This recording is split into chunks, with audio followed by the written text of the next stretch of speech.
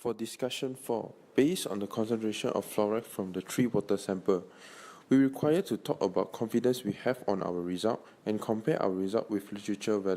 Value for concentration of fluoride in tap water in Malaysia obtained is about 0.2 to 0.68 ppm. The experiment data that we obtained in this experiment, the concentration of fluoride in tap water sample is 0.215 ppm. According to the table, the data that obtained is considered confident because we measure the concentration of the sample 3 times and took the average concentration. To find the confidence of the data collected, we need to calculate population standard deviation and sample standard deviation by using these two formulas. This is the table for the calculated value of population standard deviation and sample standard deviation. Standard error is calculated by dividing sample standard deviation with square root of n, which is 3. Confidence level is set to 95% and the z is 1.96. Therefore, we are able to get the confidence limit, as you can see in the table.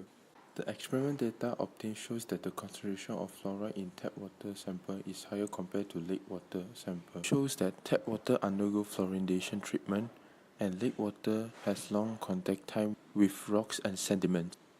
Systematic error and random error are potential source of error in this experiment. For systematic error, we have inaccurate use of analytical method. The two potential contributors to the inaccuracy of the result obtained are electrical line voltage fluctuation and electron drift in electrode. Error, we have human error.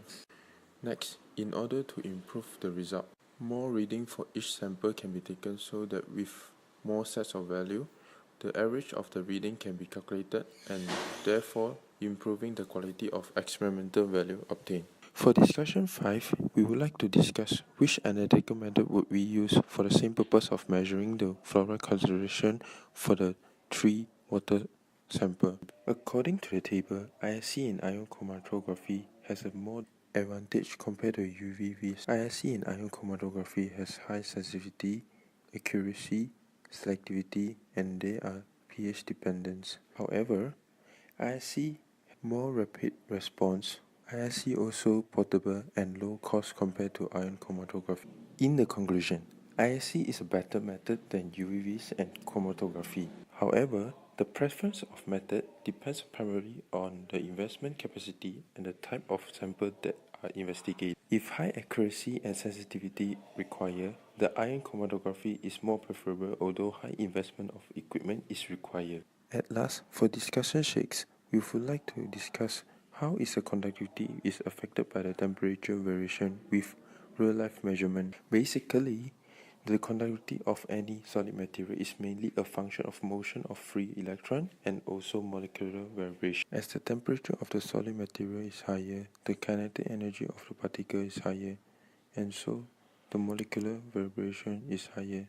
The conductivity is also higher. In metallic substances, the electricity conductivity is mainly a function of free electron, and the effect of molecular vibration is negligible. As the result, a sea of delocalized electron which is free to move along the lattice capable of carry electrical charges with them and therefore conduct electricity. As the temperature of the metallic substances increase, the molecular vibration of metal atom increase. This leads to decrease in conductivity of electricity as the free mean path of electron moving in the lattice decreases. Collision leads to the loss of energy of the electron, therefore lower conductivity of electric current. Next, the factor affecting the electrical conductivity of electrolyte solution, which is inter-ionic attraction, solvation of ion, viscosity of the solvent. In the conclusion, as the temperature of the electrolyte solution increases, the conductivity of electrolyte solution increases. In terms of the real-life measurement, conductivity varies with the water source like groundwater, agricultural runoff, wastewater, rainfall. Change in water electrical conductivity can indicate groundwater seepage or sewage leak.